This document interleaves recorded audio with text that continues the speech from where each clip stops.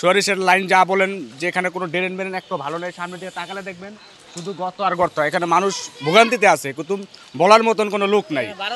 যখন আওয়ামী লীগের আমলে ছিল তারা বারবার আমাদেরকে আশ্বাস দিয়েছে, আপনারা আমাকে নির্বাচিত করেন, কাউন্সিলররা নির্বাচিত করেন, আমরা এই রাস্তা করে করুন।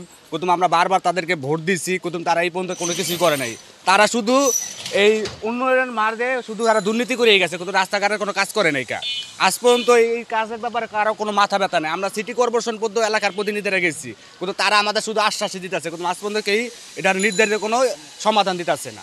এখন আমরা এইভাবেই ভুক্তভোগী, আর কি করবো? এখানে আমাদের জন্ম, এখন আমরা চাইলেও তো এলাকা ছেড়ে যেতে পারি না।